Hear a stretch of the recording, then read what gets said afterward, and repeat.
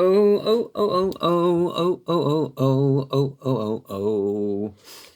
I'm Oriana Fox. Thank you for tuning in to Multiple O's, the spin-off podcast for my talk show, The O Show. The O Show is a live performance piece that mines the conventions of daytime TV talk shows for all that they're worth. It features artists and other experts who have no difficulty spilling the beans about their lives and opinions, especially when they defy norms and conventions. So if you're interested in candid confessions, nonconformity, creativity, and mental health, you've come to the right place.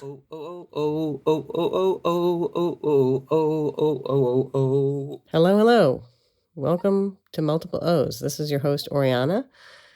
The last couple of episodes, we've managed to keep it squeaky clean in terms of language and subject matter. But I'm afraid to say that run of good behavior has come to an end. This week's episode does contain profanities. So if you are listening at work or in front of small children, you might want to consider putting on some headphones. Without further ado, let's listen to the interview. So here I go. I'm thrilled to be speaking today with the artist, psychotherapist, para-academic, and fat activist Charlotte Cooper. In many ways, she's an outlier in every field in which she takes part. As a fat activist, she's cream of the crop, top-notch, a real leader. And unlike many psychotherapists, she recognizes that her work in that field is revolutionary.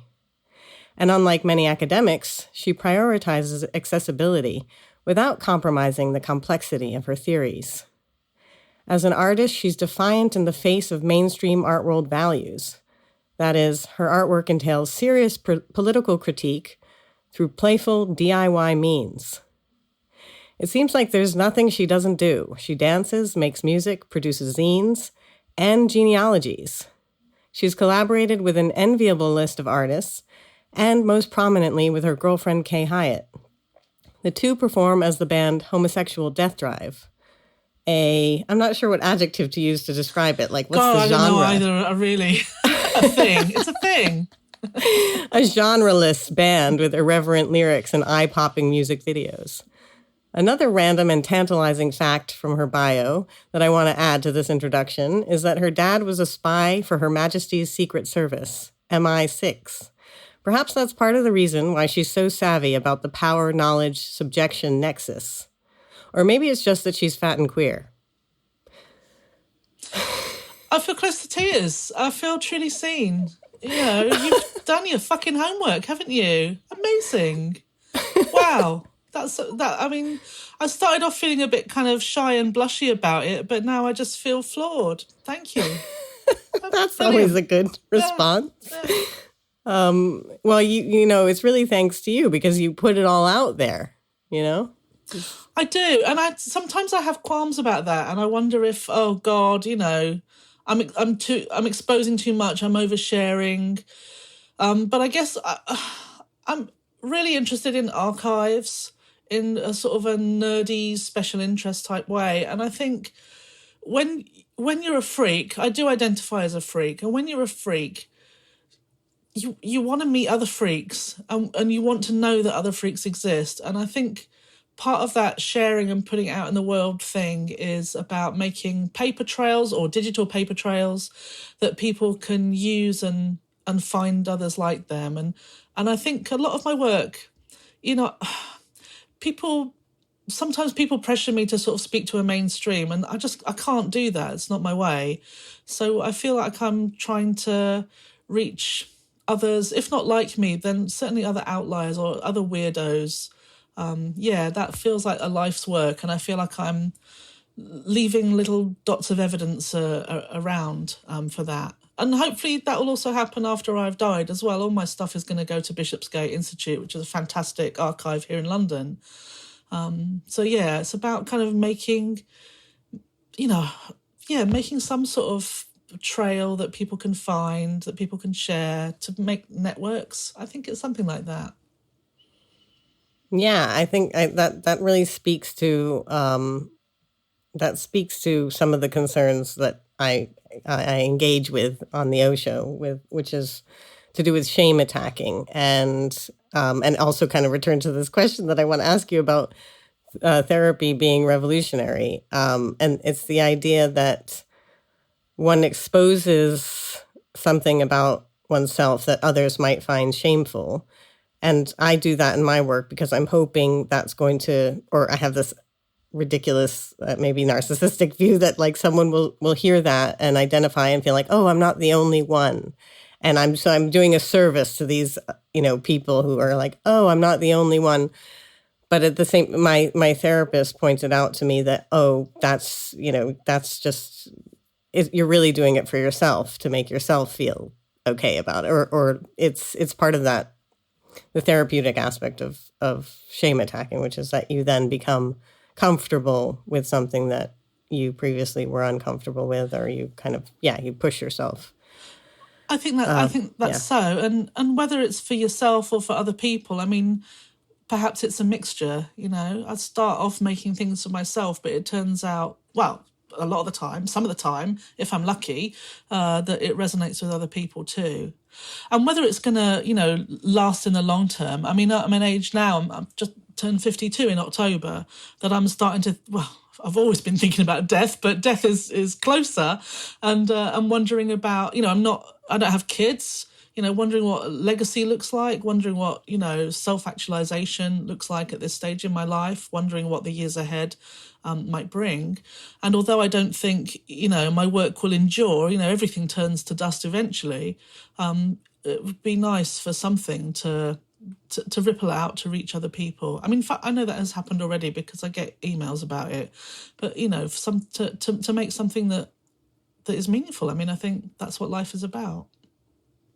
Yeah, just to go back to the question about the therapy practice being revolutionary. So how does that work exactly? How does that work? Well, how does it work? I mean, it might be related to what you were just saying with like making meaning. Yes, I can tell you a story about how I got into therapy. So when I was young, I experienced quite a lot of trauma, and there was no place for me to go with that. And I sought help, and I narrowly missed being channeled into a psychiatric system, like literally by the skin of my teeth. I avoided that. But what I did find helpful was I started to work as a volunteer with people who were survivors of the psychiatric system. So I started to get politics around mental health and survivordom. This would have been in the early 90s. I was also living this very kind of underclass existence at the time as well, and did do for about 10 years before I managed to, to sort of get my life together a bit more, I suppose, by the time I was in my late 20s. So for this big chunk of time, I was starting to engage with people who had been through the system and had no place. And this was also at a time where psychiatric institutions in the UK were changing, so people were being turfed out of long-term, quote, care and found themselves high and dry, but also were starting to organise as well. So this would have been the roots of Mad Pride, was kind of starting there. And what I did was I met somebody who had a lot of mental illness, actually, and we decided there was no place for us, and we decided that we would be each other's therapists. And we were both really poor and really outside things, but we met weekly for a couple of years, and we'd take turns listening to each other for an hour apiece with a tea break in the middle. And I think we saved each other's lives, actually. And so this, I mean, around that time as well, I was taking evening classes. I went to the City Lit and did an evening class, an introduction to counselling class. I really enjoyed it. And then other things took over in life. And then in the mid 2000s, I injured my back. And I had a kind of, well, what am I going to do with my life kind of moment. I thought, well, I really enjoyed therapy, so I'm going to go back and do that. And I suppose by this time, when I think about therapy as being revolutionary, it's hard to talk about because therapy isn't a monolithic entity. There are lots of different stratifications in the therapy world, a lot of them to do with class and race and privilege and who gets what kind of service. Upper middle class people get psychoanalysis. The rest of people, if you're lucky, you might get an app, or you might get channeled through 6 sessions of IAPT, which for people not familiar with that, in the UK, National Health Service provision for mental health is through this thing called improving access to psychological therapies. Or, they might refer you to some kind of online bollocksy mind training type situation. So when I say therapy or think of therapy as being revolutionary, I need to be a bit careful about what sort of therapy I'm talking about. But my practice, I think therapy is very political. The kinds of people I work with are outsiders. I work with a lot of sex workers. I work with neurodivergent people. I work with fat people. I work with queer and trans people and migrants. And these are people who need a place to be and to think and, often to heal and to find themselves and to feel all right about being alive. And that's the part I think of as being revolutionary. So I have these roots in these critical views of psychiatry, and which also have deeper roots in kind of radical thought in the West. And also I think of my practice as being something that is about enabling people to live, enabling people who are really in a pickle, a big sort of psychological and sociological pickle because of structural forces and oppression and all of that stuff, and making a space to come together and think and be and find a way forward. And I think that's what's revolutionary about my practice. But therapy as a whole, I don't think is a revolutionary practice. I think it's extremely conservative. Yeah, because often it relies on quite normative views Truly. About what is a healthy emotion versus an unhealthy emotion. Truly. And obviously pathologizing different ways of being. Yeah. So, that's true. So, and I don't really have much of a network of other people who practice in similar ways to me. I know a few people, but not many. So it's I'm quite isolated as a therapist a lot of the time. So you touched upon the issue of class and who gets what type of therapy. So I know with your work you have this really DIY aesthetic and there's not a lot of resources going into it. So, but with therapy, you have patients who are paying you how do you see people who maybe don't normally get seen? How does that? How do you find your patients, and do you see people who can't afford your services? There's a sweet spot. So when I started out, I did offer low cost spaces, but that didn't work out for lots of reasons. So now everybody pays a flat fee, and I'm looking for ways to extend it to other people. But my practice is small. It's just me and a handful of clients, and that's kind of on purpose, really, because I want to give people a proper relational experience. God, that sounds so dry.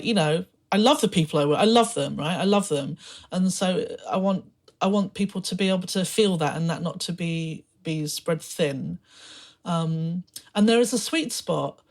If people come and they're really rich, which happens occasionally, there's a kind of a coasting aspect to it. But if people, if they need it, if they really need it, and if they find a way to do it.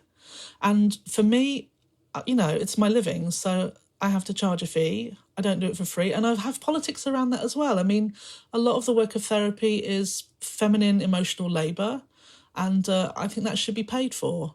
So, and they're paying for my expertise and for my life and to live in my heart for the rest of my life, which, I remember every single person I work with. They're unforgettable. So, in a way, the fee, I don't know, it's kind of cheap for what they get, I think. But there is a sweet spot of it being not something that's completely out of reach, but also not something that they kind of take for granted as well. So, it's quite tricky. It's quite tricky. And by the time people come and see me, they've usually been through a kind of, the IAPT sort of set up. It's a cognitive behavioural therapy approach mostly, and you get a small number of sessions with somebody. So people I see have some experience of therapy usually. I get some newbies. So there's a kind of a hunger. They want to know more. But yeah, cost is an issue. And if people can't afford it, there are other places where they can go, and I do my absolute best to ensure that, people get the support. Having said that, getting support is hard, it's not easy. There's more need than there are resources to ameliorate that need.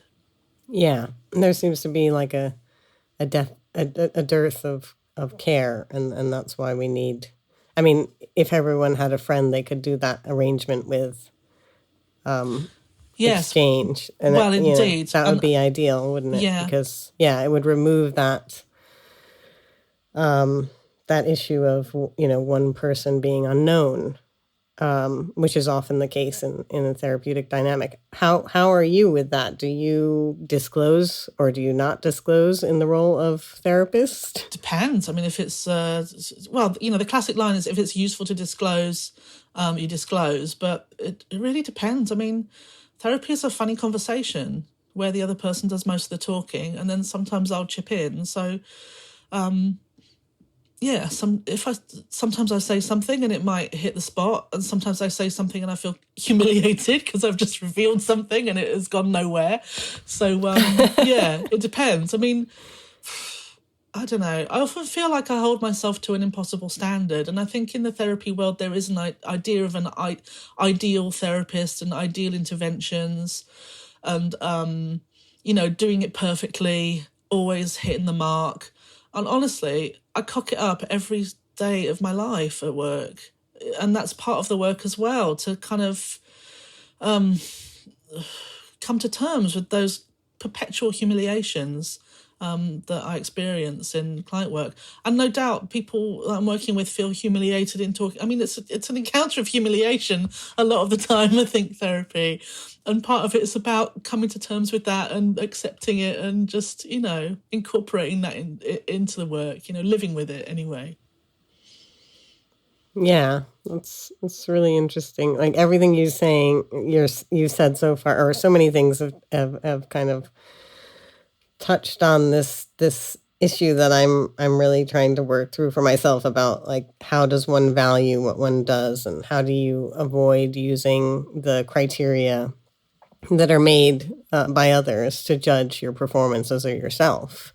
And you seem to be able to challenge and in so many ways, in so many different facets of your life, to challenge those norms and constrictions. Yeah. And just like, how do you do it? That's kind of a bad question. I'll tell you why, and I can tell you how. So, okay.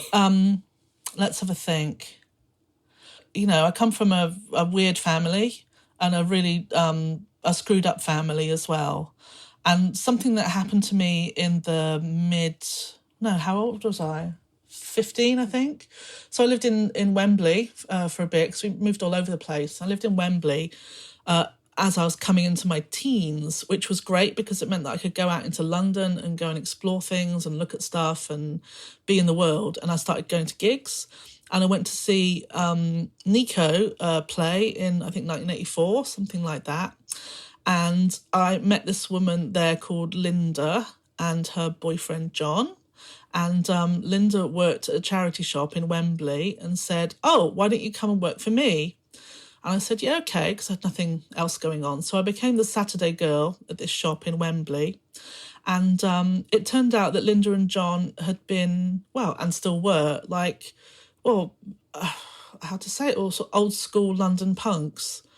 And John had been in a quite a famous band, and Linda had been a scenester for quite a long time and had been involved in the hippie scene in London as well, and so had this amazing trajectory of amazing network of people who would all come to the shop, who would all try on clothes, who would all hang out, smoke cigarettes, drink tea, chew the fat. And so for me at 15, I got this education in outsiderdom that was really second to none. You know, I had my family who were weirdos in one kind of way, but I also had this other sort of setup that I was part of at a really young age. And so through Linda, I met people like Jane County, and I met Lee Black Childers. So people who were also involved in these amazing pop cultural moments in the States. So Lee managed Iggy Pop and David Bowie for a period. He was a photographer. And Jane, of course, is this incredible punk trans icon, and I worked for her as a go-go dancer briefly. And so I had, you know, just this amazing series of hyper vivid encounters with people who had already carved paths of weirdness, freakdom, and difference for themselves. And my friend Linda, who unfortunately died last year, so I'm quite heavily in grief for Linda at the moment. You know, her and John, they just hated straight people. They felt no affinity with straight people at all. And so they created this world around them, which was all about everything that the straight world valued, we hated. And yeah, God, what a great thing to experience as a teenager. It was right on the money. And also around that time, I was getting into feminism. I was starting to have kind of like queer experiences, but I didn't really have language for that until I was in my 20s. Yeah, so it was completely thrilling. So I have this background, I have this amazing foundation in education of doing your own thing, like deeply, deeply doing your own thing.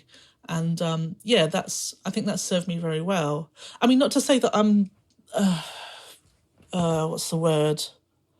That I'm this kind of like monolith around that. You know, I'm affected by other people, by other things too. And, you know, it's a continual negotiation with, well, if I want to make art, how do I do that?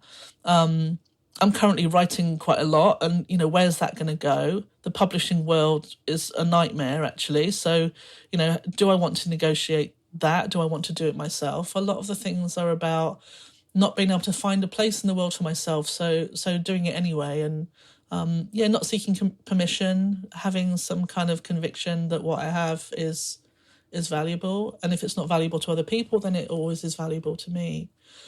But it's hard. I've got to say it's hard. It's not an easy thing to do, to make stuff, to believe in it, to share that with other people.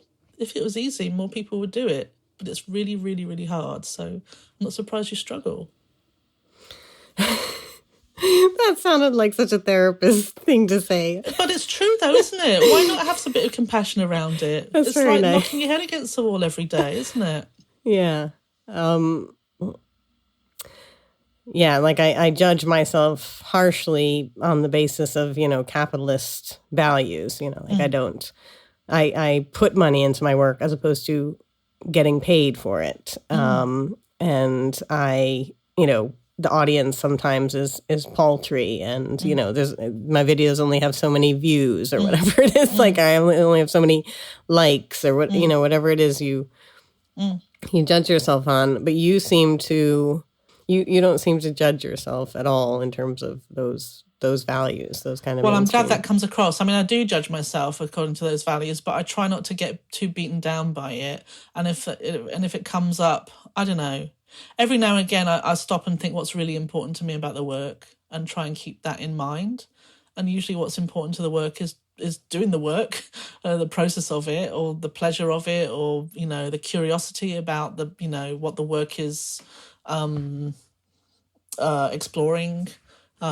That's usually at the heart of things. And the rest, it's good if it makes money. But I have no illusions about being a working artist, or at least if I did pursue that, that would be horrible. I have been paid as a writer before. I've made my living as a writer, and, you know, that was okay, but it's still, you know, the writing, I would do writing for money, but the writing that was most important to me was the writing that I didn't do for money. So, you know, ideas of success, what I do keep asking myself, what would make a project successful? Each project might have its own parameters for success. Some might be about making cash. Some might be about having to tell a story. to be a bit open-minded about what success looks like, or about what the measure of success is for something. It's not always, lights and razzle-dazzle and cha-ching, cha-ching, cha-ching. And when that happens, that's nice. But sometimes those things aren't the most rewarding either. Something else might be better. It really depends. Yeah, I mean, that's what I kind of... Maybe you just got to do your work, and the work is the work. I know that sounds like empty, a bit trite, but I don't know. I keep coming back to sort of giving yourself permission to do what you do. That's what it is, isn't it? Nobody else is doing it. I sound like, maybe I do sound like Oprah or Ellen DeGeneres or somebody. You just have to do it, don't you? I know, it does. I put you in this simple. position of like being a therapist for me. I'm not your therapist. I'm your interviewee, and very glad to be here as well. But I don't know, it's the reflection that we're doing together is about, well, why do we do it? And what's it for? And how do we allow ourselves to do it? What holds us back? There's a lot holding us back. But we do it anyway. Isn't that fantastic? That is fantastic. Well, this is the thing, though. I've heard you speak about, class being part of the reason why you feel you don't belong or couldn't belong within academia. And it's like, and what you just spoke about, being around people who just despised everything about the straight world. And it's like, here I am, basically a straight person and quite middle class and well educated. And yet I still feel, like I still feel very, very uneasy with this, with all those things, and especially within academia. And I think academia is just like rife with imposter syndrome people. But I'm just like, can you answer why am I like, I don't have any of these reasons to not feel a part of it, and yet I still don't feel a part of it. It's just like, I don't know if you can help me. What do I think about that? Just because you have those things doesn't mean you're part of that world. And maybe there are other parts of you as well that exist that create a sense of disconnect. I don't know. I have difficulties with essentialism. That the idea that because you are one thing, that's what you are. Absolutely. You can't judge a book from its cover. It's like you are those things, but you're more than those things too. You are those things plus. It's not. I don't necessarily think that one's sex acts or whatever, like the sex acts that one engages with necessarily corresponds to an identity position. And well, like my friends Linda and John are straight, but they're the queerest people I know in a lot of ways too. So it's, I don't know. I think that idea of so what you're saying, I am these things, so why do I still feel alienated from it? Maybe the situation is alienating. And even if you have these things, you have these, pockets of privilege, perhaps the setup is still alienating for everybody. Maybe it's just like related to ableism or something. Because I've heard this artist, Anna Colwell, described to me ableism as an internalized perfectionism. And even though I consider myself able-bodied and able-minded and, privileged in all those ways, that drive to perfectionism that's sort of perpetuated within academia, within capitalism, I guess it's maybe, it's troubling for everyone, or it's difficult to live up to those standards because they're so exacting and, Yes. And I think the closer you are to success, the more troubling success is. If you've never had a shot of it in your life, then, well, screw success, it doesn't matter. But if you're closer to it, if you know people who are successful, well, that can do your brain in, I think. And for me, I don't know about ableism, but certainly one of the beliefs that I've internalized deeply is that I'm wrong. I'm a wrong person. And and that can really knock me back, but also it can be a source of amazing strength and beauty as well. And maybe there's that kind of rough and smooth in how you see yourself too. Yeah, I mean, you hardly know me, so but I recognise, you know, the sort of success and perfectionism, but maybe there are strengths and drawbacks to that self-image too, and that the internalization of ableism or oppression, the way that you feel that, the way, maybe what I'm trying to say is there might be choices in how you wield it. Yeah, but I think what you're saying is so true. Like the closer you get to success, the worse it is. Because I just was listening to Ruby Wax talking to what's his face, Louis Theroux, and it was just so. I found it so depressing, this conversation between them. Gruesome, twosome. My God, what were you doing listening to them? Well, I was curious. What have they got to say that would help anything? Listen to somebody else. Fair enough. But it was just like so irritating. Here's this person who's like so successful, who's so bitter, you know, about you know, Louis Theroux doing what she did after her, and I don't know. It was like you can get to be, you know, a New York Times bestselling author, and you know, made these amazing documentaries to, you know, on TV, and still feel like that's I don't know. It's bad. I mean, for me, it's a bit like, you know, I'm so fat, I'm never going to be thin. But I know people who are a bit fat and they chase the dream, they chase it like crazy, and there's something about being far away from a norm that is I don't know, kind of nice, really. Right. Well, it reminds me of like that, like Alain de Botton's status anxiety thing. Like back in the day, we all just did what our father did, and now everyone thinks they can achieve, you know, their dream, and therefore we're all chasing it, even though it's completely. It may, in some cases, be, you know, what like Lauren Berlant says, you know. Fat people die. That's what she says. Fuck her. What is it called? No, she doesn't just say fat people die. Cruel optimism. Yeah, whatever. Sorry, I'm doing a tosser gesture to that. Can I just say, though, on that topic of like people you despise, you know, I noticed in the Fat Activist vernacular book, zine, that Germaine Greer's entry.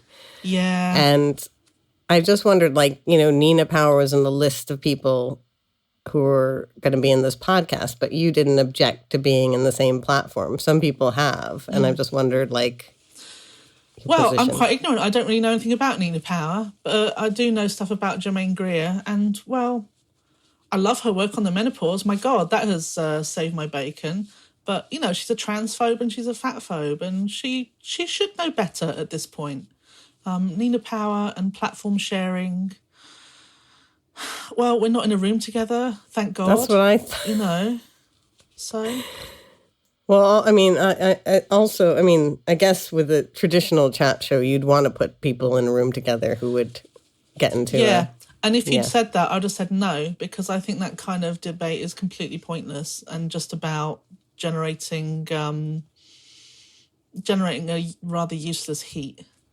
So I guess I just worry that, like, people will listen to your podcast and not listen to Nina, and, you know, some people listen to Nina and not listen to, I don't know, whatever. I don't know how, I don't know if anyone is really like that, but that was another concern that was raised. Like, some people will just listen to the one I'm in and not listen to that one. And I was like, that just seemed a bit, I don't know, made me feel like my podcast was pointless if no one's listening to all the conversations. Give yourself a break. Interview who you want to interview. Do your thing. See what happens. This is about making stuff, taking a risk. Again, you're being my therapist. This is great. This is like being with my mom. Well, because my mom is a therapist too. Come on. Do your thing. Make your podcast. Thank you for your permission. Oh, you don't need my permission. You probably have it already. Anyway, I'm glad to be here. And it's lovely. Your questions are great. I feel seen. It's, I've done a lot of media in my life, and a lot of it has been really crap. And this is something else. Oh, that's very kind of you to say and encouraging. So thank you.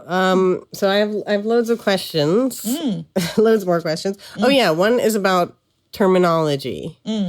Now, of course, I felt uncomfortable describing you as fat, less uncomfortable about describing you as queer, maybe because of the academicization of that term. But yeah, I just wondered if you could talk about, I feel like you said, I don't identify as a lesbian, I do identify as queer, and then you also differentiate in places between dyke and lesbian. And I'm just like, what do all these... I've read your description of queer as being an umbrella term. Yeah, I think of queer as an umbrella term, which is generally what I am. Dyke is more specific to do with a kind of feminine thing. And I'm saying women, but I'm doing air quotes around that because I'm a trans inclusive, non-binary inclusive person, feminist. But dyke to me has a kind of edge to it. Does it always have class connotations? I don't know. Well, for me it does. For me it comes from a kind of punk sensibility. There's a project at the moment called Rebel Dykes, and these were the women who kind of socialized and fucked me when I first came out on the scene in London in the mid-90s. So that's also why I call myself a dyke. I just like it. It's out of favour now. Lesbian for me always feels quite exclusive because I'm not that exclusive in terms of my sexuality. Although, to be honest, I've been in relationships now for so long, the idea of dating or, encounters with other people seem quite remote to me. But my sexuality, I'd call myself a dyke, primarily queer, generally.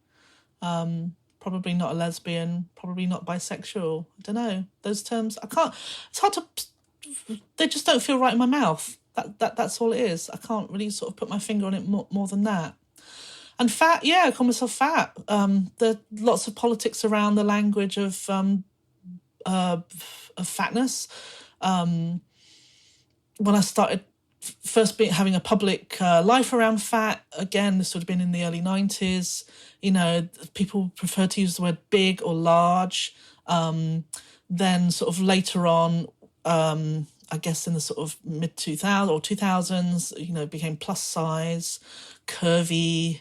To me, these are quite euphemistic terms. And in the way that queer is a reclaimed term, I think it's important to reclaim fat as well. So that's why I use it. And it does make people uncomfortable. Ha ha, oh well, too bad. It's the reality of my life. Oh, obese, that's another one, isn't it? That's that has been massively magnified by obesity epidemic rhetoric. It's a term I would only use that if I was trying to deconstruct it in some sort of way. I mean, it's generally taken as quite an offensive term these days. So, yeah. Yeah, and fat is as you've articulated in many places, fat is a political issue because it's, I wanted to read a quote, actually, if I can find it. I probably won't be able to find it. It's to do with being blamed for, the cost of healthcare or, the deficit, but, as if it's an individual's problem. Yes. As opposed to a collective. You can see it in Boris Johnson's, sudden turn to, to fighting the war on obesity instead of looking at his own policies and the ways in which they compromised people's health in response to the COVID pandemic. It's look a little deeper, Boris. Yes, indeed. So there's a lot of scapegoating going on around. But do you think he's even aware that that's what he's doing? Or do you think it's a conscious strategy or just self-delusion? Babes, I have no idea what is going on in the mind of Boris Johnson. I can't even begin to go there. Would he be a dream client? I'm not sure. Sometimes I think about dream clients and, devil clients. And what would he be? He'd be somebody I'd like to work on, but he'd be a nightmare, wouldn't he? So Yeah. I don't know. What goes on in his mind? What does he think? What does he know? Impossible to know with these pig fuckers. Truly, no idea. Yeah. So yeah, I think it's interesting your take on kind of body positivity and the definition of ambivalence. Just adding in some clarification here for those not aware of Charlotte's opinions on body positivity. In her fat activist vernacular zine, she defines it as, quote, a highly visible part of fat activism and body liberation more generally, an attempt to transform people's self-hatred into something more positive through self-acceptance. Sometimes successful, sometimes not, because hate runs pretty deep. A difficult thing to stomach if perkiness gets on your nerves, unquote. Yeah, and I feel ambivalent about that take now these days as well, because there's been this shift where people are saying, well, body positivity, that's really bad, and fat activism, that's really good. And I really resent that kind of snobbery around things. And I've seen it, because I've been around for so long now, I've seen it emerge in other ways. So, back in the day, it would have been... there's this term, you don't see it so much now, BBW, big beautiful women, and it was basically describing a scene where like a chubby chasing scene with thin guys and fat women, and amongst the I don't know what I'm trying to say, more political. I mean, it's all political, but amongst people who had different kinds of politics, that was seen as a real no-no, and people tried to distance themselves from that. Yet the fetish scene around fat has been a gateway drug for lots of really amazing fat activists, and I just think it's crappy really to be snobby around what gets people off or what works for people. And if body positive Instagram accounts are what help you, what enable you to live in the world, then, well, good luck to you. It's not necessarily what helps me to live in the world, but there's room for everybody, as far as I can see. So, yeah, I do feel some ambivalence about the way that the critique of body positive stuff has been taken up. Having said that, I think it is right to critique the role of corporations in perpetuating that discourse or appropriating it, and there's certainly stuff to say about it. But also, I think if this is your lifeline, well, I want you to stay alive, and you should use that lifeline. I think I don't know. I'm not into the meanness and the snobbery, around it about what's authentic and good and what isn't. It's a bit of a waste of time, really. It's a bit divide and conquer. Yeah, I see what you mean. But I think also your point, what is it about? Is it Unilever that, Yeah, God, so they make sells soap through and body also positivity. the Dove stuff. Yeah. Crazy, isn't it? I mean, it's so contradictory. Yeah, but I guess maybe that's another reason why it's so hard to, no matter how you identify, to live and with these norms, because we're kind of being told these opposing messages constantly. And if you then add in, kind of feminist discourse and values into the mix, it then becomes like a complete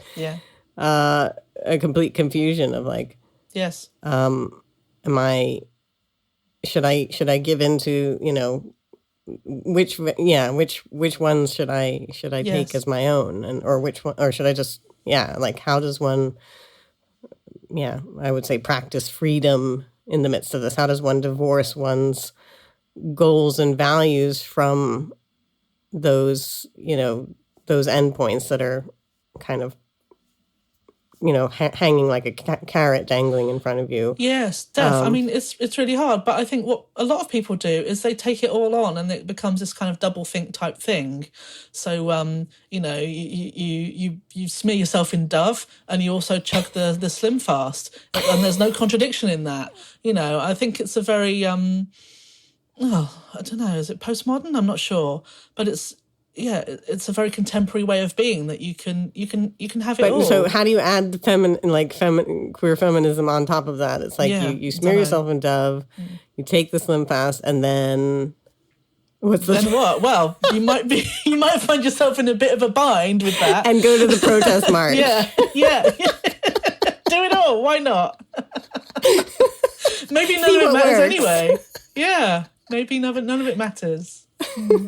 Yeah. So I think a lot about before and after, and like challenging that paradigm, and like I think I want to write a self-help book that kind of undermines all those things, but I feel trapped by it, and it's like you need to have, instead of a before and after, obviously some kind of continuum. It's like, put on the Dove, and then this happened, and then I ate the slimfast, and that happened, and then I went to the protest march, and that happened. Just like there wasn't, yeah. Perhaps perhaps the idea of consistency or progress narratives or consensus. Maybe they're beautiful dreams, but maybe they're not that realistic. I don't know. Yeah, definitely. Okay, so I feel like I'm not answering the questions. Right, this is the other thing. The other aspect of that question about terminology is I'm wondering how you relate to like feminine and masculine norms, like butch femme, like where do you see yourself? Well, I identify as a femme, but a really crappy, shitty, couldn't care less type femme. I'm wearing a dress today. I don't know. I don't do my nails. You have long hair. Makeup for a long time. I have long hair-ish. And your partner would... Yeah, but my desire is fully butch. Is butch. Although, I have more than one partner, and my other partner is not very butch at all. So, don't know. I don't know what I am. I mean, I really don't know. I try and label. I can give sort of general terms, but the specifics, I really have a problem with. And I have a kind of, I don't know what the term is, but a kind of inability to really see myself a lot of the time, which is a drawback. Because I blunder, but also it's a strength really because it means I'm not so self-conscious around things too, and just kind of, I don't fret about labels, about what I am. I kind of have a general sense of being different. That makes sense. And once I was at the Women of the World Festival at the South Bank. And I believe that Kay was in a group with me doing about women in comedy. And we had to do this exercise where we told something to a stranger. And then the stranger then presented that as if it was their truth. And Kay got up with someone, and the woman was like, I was a child beauty queen.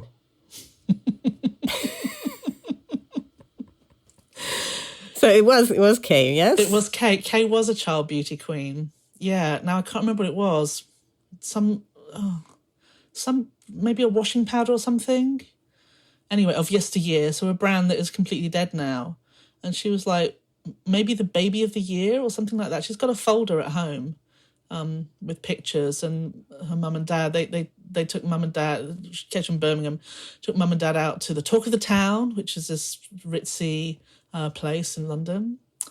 And Kay was a not quite a child star, but, a baby, an infant star. She was a celebrated child. But I mean, it was funny and everyone laughed, but it's clearly like, a self-deprecating form of humor, isn't it? So I know that you've said you don't want your work in dance, for instance, to be taken as like inspiration porn, and also like to be laughed at, because that's clearly the stereotypical response to fat people dancing, and to laugh at this joke about Kay being a beauty queen. It just it's problematic humor, I would say, I guess. Yes. That's what I'm trying to get at talking about. People I've ever met, and and her being the baby of the year is pretty unbelievable. But yeah, I don't know, what is it? You can't always control people. Well, you can't control people's responses. So I prefer people not to laugh at me if I'm trying to do something intense and serious. But maybe sometimes they do, and then what? How to work with that? How to incorporate that, or own it, or not be crushed by it. That's also part of the work, I think. But also, are there strategies you employ to prevent that kind of reaction, or to subvert that reaction? I don't know. I don't know if I do. I was part of this really amazing group last November and December. It was part of the LADA DIY peer training thing, and we had a fat performance group. We met for 6 weeks, and some of the people in that group were very accomplished performers, and talked about how the care that they offer when they think about their audience journeys. And I thought, God, I'm really not like that at all. I don't really offer the audience. In fact, the audience is there for me to attack a lot of the time. I don't really offer them much care. So I don't know if I have any strategies around tending to how audiences might respond. I mean, in a way, I think that way madness lies, because you just can't predict how people are gonna. Well, I can't predict how people are gonna respond. Hopefully they'll get it, but I can't really count on that. And maybe they'll get it 5 years later when they're in Sainsbury's, and they'll kind of go, "Oh, that's what that was about." And maybe they won't. That's maybe that's the risk. That's the risk of performing. Performance is, I think, a very risky endeavour, and the risk is you're really going to fall on your ass, and people won't enjoy that falling on your ass. They'll take something that you didn't intend from that fall. And I think that's the way of it, really. And maybe that's what makes it great, the risk part. Absolutely. I agree completely that is like so key. And that's why I feature so many performance artists on the O Show and on the podcast. Yeah. There's something about it being, one's actual, one's person in front of an audience. There's, other artists, though, talk about writing being equally risky, like laying bare one's politics and views can be just as risky. I think that's probably true. So with you and taking risks like that, are there things that you definitely draw the line at? Yes, there are things that I draw the line at. So there are stories I would love to tell about people who are alive, and I can't tell those stories because... But you will when they're dead? Yeah, I think so. Yeah. Because they have to live with my stories too. Right. And if they're dead, they don't have to live with them. So that is a line I draw. Also, I know this sounds like wank, but I try and put good energy out in the world. I don't even believe in energy. I don't even know why I'm saying this, but I try and be, and I don't even believe in good or bad. These are concepts I don't really believe in, but I try and be an agent for, good, God, I can't gag. Good energy, being a good person, I try and do that. And my version of that might not be many people's versions of that, but I try and maybe act with integrity, or a sense of ethics, or That's really interesting not screwing that people over, not punching down. That's important. That's really interesting that it's all about other people, that ethics, as opposed to something within yourself that is just too raw or whatever. I'll write the story, but I won't publish it. Do you know what I mean? So I might write the thing that I need to write about the person who's alive, but no one's going to see that until after I'm dead. So does that worry you? I know you're a big diary keeper. Does that? Yeah. I got boxes and boxes of diaries, and that's where it all goes. Do you worry though, like about after you die, people reading it and?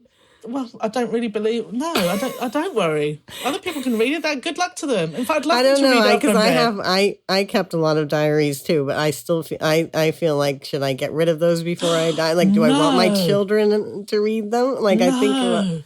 Don't get rid of them. These are so key. You need to archive those fuckers. They're totally. I mean, important. I haven't got rid of them. I'm definitely like I keep things, and I look back. I like to look back on them myself, but I do feel slightly uncomfortable about my children reading them. But they probably won't. They probably won't even be interested because I know that's the killer, isn't it? That's the killer. My dad writes, and he's always giving me things to read, and I try to be the dutiful daughter and read them and stuff, but it does take me a long time. Maybe it won't be your kids that read it. Maybe it'll be, I don't know, some other random person in your world that really gets into them. He's like some fan. Yeah.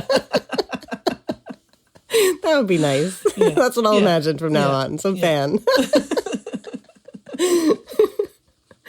That's good. But I've heard you speak about it as like keeping those archives as a way of kind of reminding yourself that you have value. Yeah, I think that's true. I mean, you're not in my room here, but I'm looking up and there are 3 shelves of things I've made. Like, I don't know, a room, maybe, I don't know how big this is. I can't even judge the length, maybe about 5 meters long. And boxes of stuff, really. And when I look up and look at it, and this is also the room when we're not in a pandemic that I work with people, it's about sort of seeing my life. It's disclosing. It answers my question earlier. Yeah, that's it. Yeah, so the space discloses a lot about me. Yeah, and I do that on purpose. I'm a member of the British Association of Counselling and Psychotherapy, and they have a whole series of advice leaflets for therapists on their website, I think behind the sort of membership paywall. And one of them is, how should you decorate a therapist's room? Honestly, I'm obsessed with this, their leaflet. And they suggest that you decorate your therapist's room in pale blues and greens, and with no personal artifacts in the room. And often, I mean, you may have been in many therapist rooms. I certainly have. There'll be a picture of some pebbles on the wall. It's always the bloody pebble picture. They always have a little stack of pebbles. It's so anodyne. And I've also been in therapy rooms that are like prison cells. There's absolutely nothing. There's no windows. There's nothing. There's 2 horrible stained chairs, and that's it. There's nothing else. And I think, God, these are not rooms for healing or talking or growth or life or imagination. These are dead spaces, basically, that are being described. So I try and make a room that has stuff in it that, is meaningful to me. And if people I'm working with want to talk about it, then we could talk about it. The space shows that I'm a person, I think. God, it's as basic as that. And I think the evidence of my work, as I'm looking up at it, it shows that I'm a person. I'm a real, proper, living person, and I've made things, and I can't be erased. That's great, because also I've been reading this book about imposter syndrome, and although in deep denial of having imposter syndrome, but realizing as I read it that I do have it. But it says to put up your degrees and, make a folder or an environment that kind of celebrates your achievements and recognizes it and stuff. So it's kind of like speaking to that. I think that's totally important. In fact, I have this little shelf above my computer. It's got all the books I've written on it. Got a box of zines there that I've made, and the books that I've written kind of morph into books that I like that other people have written. I think a lot of it is about seeing myself as part of part of a continuum of people as well, not feeling, I am an extraordinary person, but, feeling that I'm one amongst many, many, many extraordinary people, that I'm part of, part of a genealogy of a network, that I'm not, entirely by myself. And often I find that in the archive as well. So when I was researching my PhD, it was hugely meaningful to me to go, I had the means, because I was funded, I had the means to travel around the world a bit and to go to archives and repositories of for activism, which are very rare, and find work in there that reminded me again that I wasn't alone, that I was part of something, that I was building on something, that people had built stuff before me. That was really beautiful and powerful, and stays with me, actually, that sense of legacy, community. Yeah. Did you hear my stomach growl just then? Are you hungry? I think my mic probably picked up on it. It was really loud.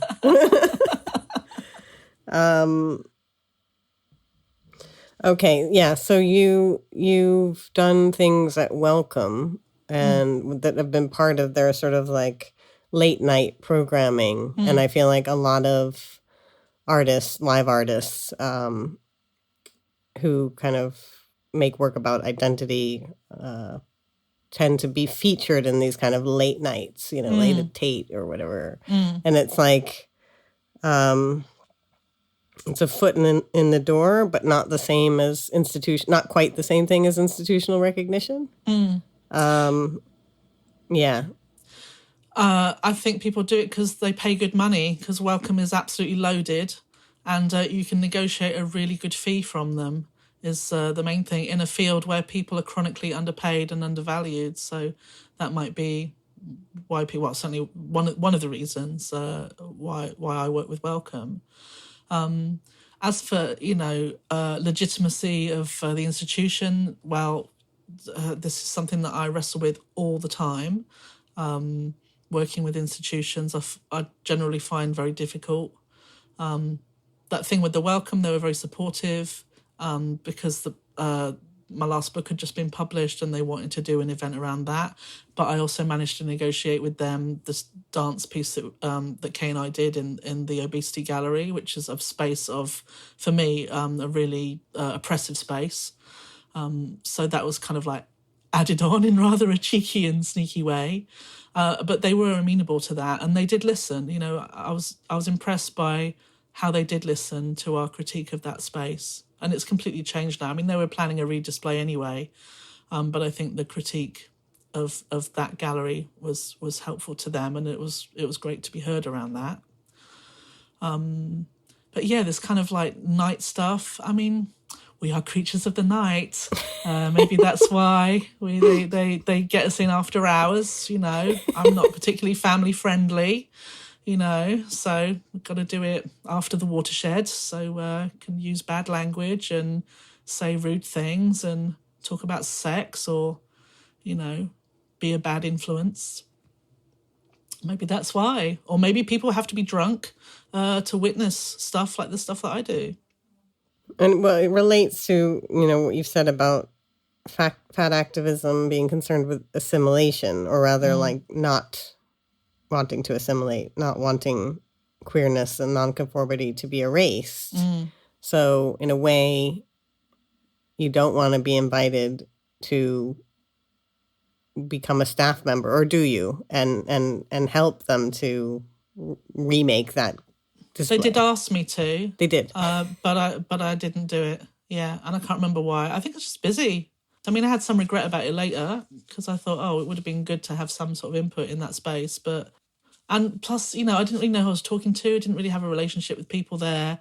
The people that had done the late night thing were different to the people that were asking me to be involved. I couldn't really get a measure of them. I said no. I said no to that. But having said that, there are other institutions that I adore. I think LADA is a fantastic place. So I'm not entirely opposed to it, but I think sometimes the cost is too high, and I'm not willing to go there. And I want to be the owner of my own work. That's the bottom line for me. I understand and respect that completely, but at the same time, wouldn't more people access your work if you were to have that role at Welcome? I mean, yeah, but more people can mean more fucking shit as well, Oriana. Huge amounts of shit. I get hate mail, okay, so it exposes people to that. It exposes me to that, right? and there's a balance, really, Yeah, that absolutely. I can cope with. Yeah.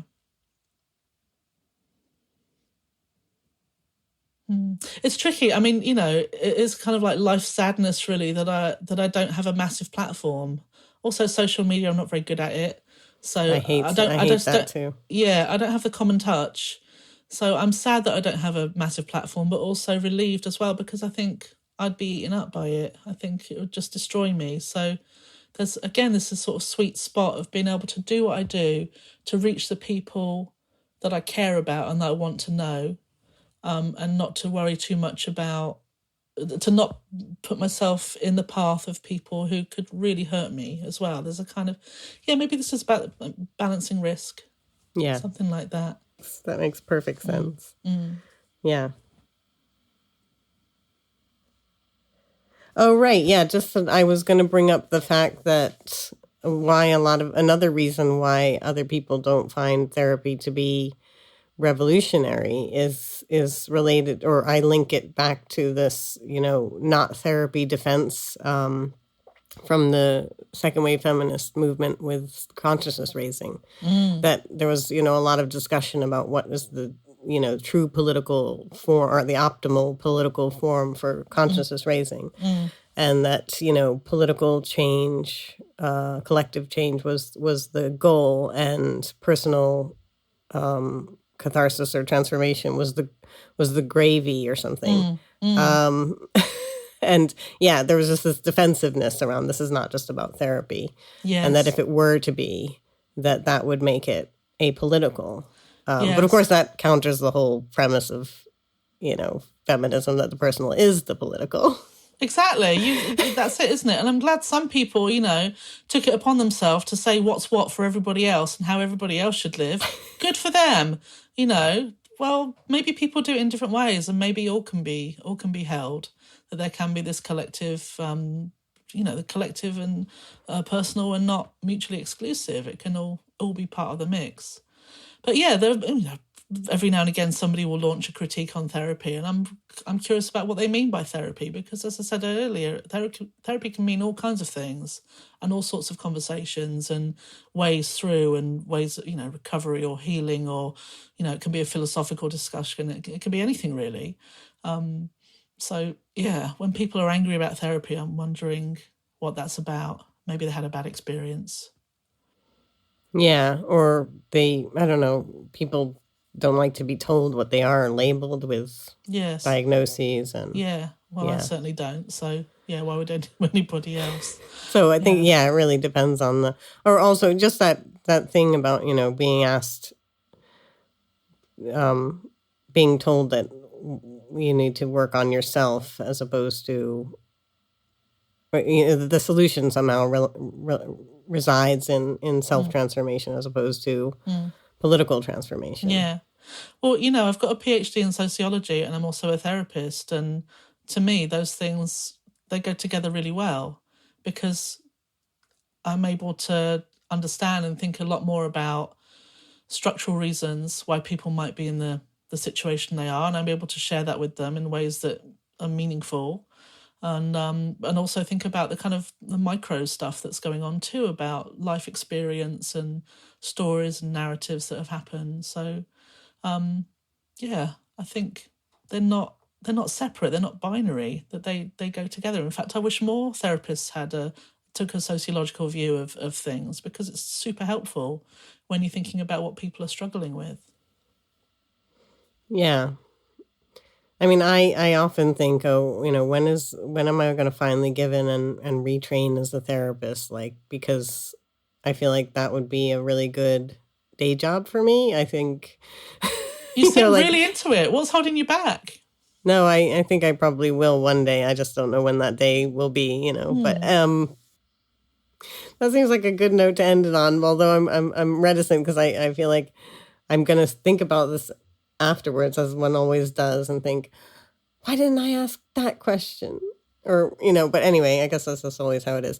But one thing I didn't ask was, well, I mean, I feel like I know the answer to why you're called homosexual death drive. It's part of that whole negative discourse, like turning something negative into something you're embracing, isn't it? It's from Freud, which I didn't know when I named it. Really? No, I didn't know that because I haven't read much Freud now. I'm not that interested. Well, kind of interested. I'm interested in watching a biopic of Freud, but I'm not necessarily interested in reading, the full canonical works. And I'm interested in what Freud means as a cultural figure in the world of therapy. I'm totally interested in that. But I haven't read much Freud. And I didn't know it came from Freud.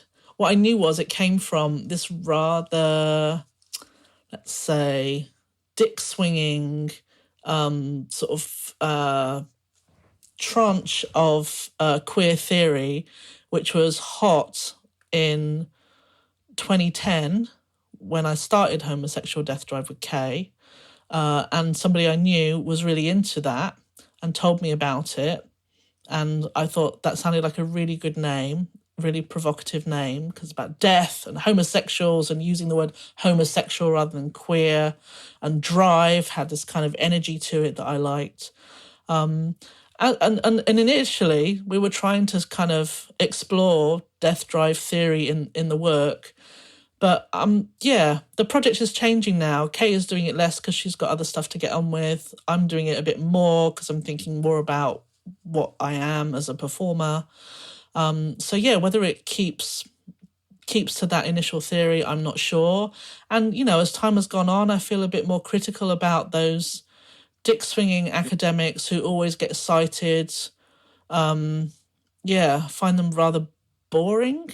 And that's also to do with my relationship to the academy now. I have qualms about the name and what it represents, but I also really like it. Occasionally I'll get an email through the website from somebody who wants to kill homosexuals too and thinks that I'm part of some... Oh, no. Yeah. And I love that they pick the right thing from the drop-down menu on the contact form, to contact me with their genocidal intention. So, so that happens. That's awful. I mean, it is awful, but I also sort of enjoy it as well. At least, I'd rather they came to me with their genocidal intention than, spread it out in the world and actually did it elsewhere, because then I can either delete their email or respond to them and say, maybe this is a bad idea. So that happens. I find artist names hard to remember, and so I much prefer artists who have, a name that they work under. Of course I can't think of any at the moment, but a bit like having a band. So Homosexual Death Drive fits with that. But that's the origin story of it anyway. That's so interesting. I totally thought it was just like, reclaiming and, embracing and, especially with the I don't know, it's called the theme song, Yes. First we fuck you, then we... like it's just, I never wanted to have children and, it just... Yes. So that was the theme. I think explores the themes of death drive theory, but whether it will continue in that direction, I don't know. I mean, I wrote that 10 years ago. Yeah. Well, thank you so much for speaking with me today. It's been really illuminating and surprising and I really appreciate your deep engagement with my work. I mean, it's stunning, absolutely stunning to me that people, because, I sit here in my room and I do my stuff and I know people will engage with it, but to this level, I mean, this is what gives me life. It's lovely. Great. Suck it up.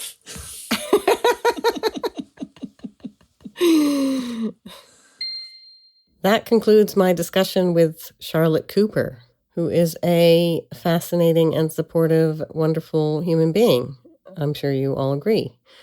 And if you want to know more about her work, you can visit her website, charlottecooper.net. Do check it out, folks. Next week on Multiple O's. Next week on Multiple O's, I'll be speaking with the Berlin-based American-born artist and unconventional woman, Indrani Ash.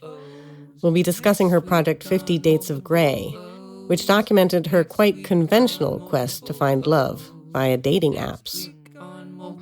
So click subscribe now to be notified as soon as the interview comes out. Until then, be sure to unconditionally accept yourself and others. We're all just fallible human beings.